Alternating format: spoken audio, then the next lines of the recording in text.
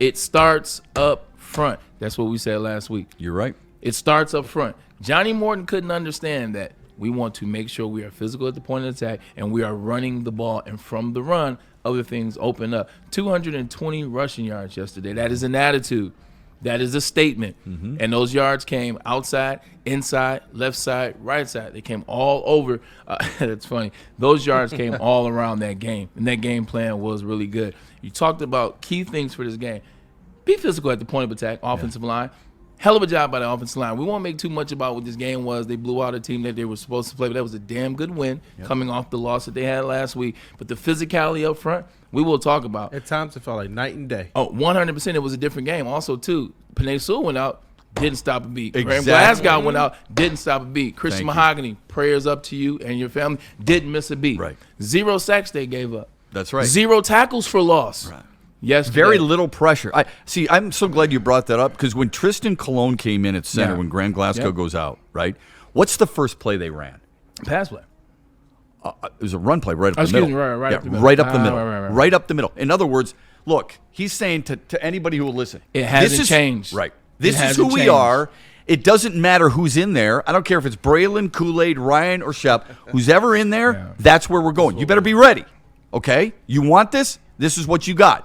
They did it. Yeah. They got positive yards out of it. They punched him in the mouth, and they dominated up front. I'm so glad you brought that up because I noticed that when Dan Skipper comes in for Panay Sewell, did they flinch? Nah. Did they get conservative? No. When Tristan Colon came in. And you know what?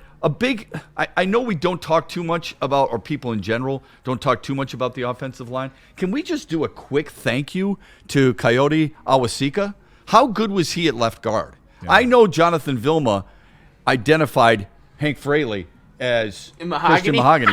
But really, what he should be looking at is number 74, all right? Because I think Awasika did a hell of a job at the left guard spot. Good for him. One of the conversations I had last week, if you remember, I said, looking at him, he's coming to this game thinking like, why did they choose Christian Mahogany over me? Yeah. Remember what I was able to do. You know, this is an opportunity. This is an opportunity. I remember that. To show them what I can do. And you like to see that, man. Look, the other thing, third down. What have they been? They've been horrible on third down. 36% is what they have been up until that point. I said I want to see them get closer to 40. They were at 50. Right. They're at 50%. When you're extending 50% of your drives, like you're allowed to, you can stay on the field. You can make some action. You can score some more points. As you saw with the Lions, touchdowns, field goal, touchdown, field goal, touchdown. Touchdown, kneel down. That's what they were. So, and then fourth down, they were still brilliant. 2 for 2. It was physical at the point of attack on both sides of the ball. But talking about that offensive line because we demeaned them last week, or we just talked about how they played. Yeah. It was great to see. It was reassuring to see. And this is the identity. You can see everyone get excited from this. You can see everybody operate from this. The defense sees that. That's the offensive line. And now when they score a touchdown, when we come out there, hey, let's get the offense the ball back. Yeah. Let's get the offense the ball back. Let them go out there and score another touchdown. You didn't look. Nothing you said last week or we said about the Lions' offensive line was untrue. No, okay? No, it wasn't. So there's nothing wrong with holding people accountable. My frustration with people in general about the offensive line is the only time they get talked about is when your offense sucks. Yeah. So yesterday, Jahmyr Gibbs, look at how great he was. How great was J-Mo? How great was Jared Goff? Oh, are you forgetting that the guys up front, as you mentioned, 0 sacks, 0 tackles for loss, very little pressure? I hope we're not forgetting that. Because they did a hell of a job. So I'm glad you brought that up because I think it's appropriate. Does that mean they can continue that against Philadelphia? I sure as hell hope so. It doesn't mean I want Dan Skipper in there against Panay Sewell every single down. Running routes. But I do think that is encouraging to watch that. And I love the fact that Dan Campbell wasn't afraid to go to a play more than once. One of your biggest complaints last week against John Morton was you're doing something well, Sam Laporta, first drive. Why did you go away from it? Dan Campbell did not do that. They were doing something really well, for the most part. It's generalization here. And what did they do? They got it done. The other thing, and then Kool-Aid's got to jump in. You said last week, it wasn't just third downs you said, Braylon. You said third downs and long. There's a big difference. Stay out of third and long. What do we consider third and long? 6 or more. Okay. So on the first drive, there was a 3rd down and 6, and they passed for it. Yep. On the second drive or the third drive, there was a 3rd down and 7, and they got it. Yeah. They didn't put themselves in that situation very often because they were better disciplined, and they weren't, as you mentioned, no tackles for loss. Huge. Yeah, and I was just going to add there, one of the things we talked about, and Braylon touched on it just a little bit there, their identity. In a game that was chippy, in a game that was physical, our Lions looked more dominant.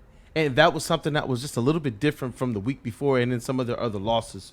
And that, to me, is what I think is an identity, the identity that Dan Campbell instilled.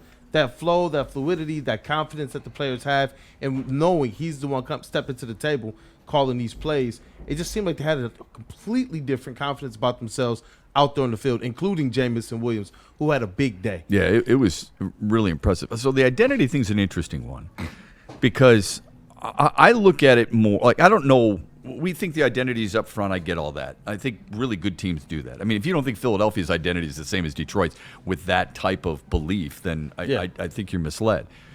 I thought it was more about setting setting a tone, basically saying, you know what, this is who we're going to be today, and you're going to have to deal with it. They made Washington adjust to them, whereas I felt like Minnesota, at least this is kind of what you said a little bit last week, Minnesota kind of dictated how the game was going to go. We're going to do this. Just I dare you to try and stop it. Yeah, that Minnesota game, once again, it was the Lions coming off a bye, and for some reason they have not figured out the formula for the bye week. This was a little bit different. They're coming off of getting beat by the Vikings. They're coming off the offensive line, not having a good showing, not having a good performance. The offense in general, just not having a good performance. And so them going back to the drawing board with a week, hey, look, this is who we are. Let's dial in. We're going to hit some people up front. When you're physical at the point of attack, when you go after them and legit, that's what they were in the fourth quarter. They went after them, whether it was the offensive the linemen getting after the D-line, whether it was wide receivers blocking safeties or linebackers or whatever it was.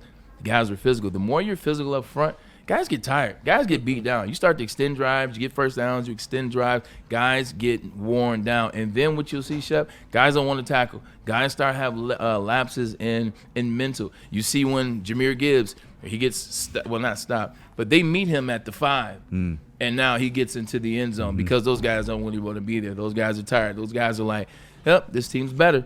This is the Lions we thought we were going to see. This is what the Commanders wanted to do for you last year. Right. I don't want to bring up last year. It's not about last year. Yeah. But this is what the Commanders wanted to do for the Detroit Lions last year. They came in here believing they were going to see this team. When they go 3 and out, they're not that good. We can hang with those guys. Yeah. And then you get some first downs. Then you get some confidence. Then you get some touchdowns. And now you're looking up in a situation where you're behind the Washington Commanders when you're the number 1 team in the NFC. They never gave them a chance in this game. They never gave them a chance to have that kind of, you know what? They squashed it. Yeah. They squashed it early. They didn't give them any hope, anything. And so you can see the Commanders, and they made some plays in the fourth quarter. I don't like it, but we're not here to talk about it today. We're talking about the offensive line and the win. They squashed them early, and you can see the mindset of the Washington Commanders. I think it's a great point. Yeah. Do you guys know how many first downs Detroit had yesterday? 5? Oh, I'm tripping. That's 3rd and How many first downs? 30. 13. Oh, shit. They had 30 I was gonna say first 22. downs. And one of the things you brought up last week against We got to Minnesota. start playing this game for the show starts. One of the things that pissed you off I'm like, about Minnesota was the penalties. Remember, Yeah. I think they had a season high 10. Am I wrong there, Kool-Aid? I know this one. Okay. How many did they have yesterday? 3 as Yeah. a collective. How about that?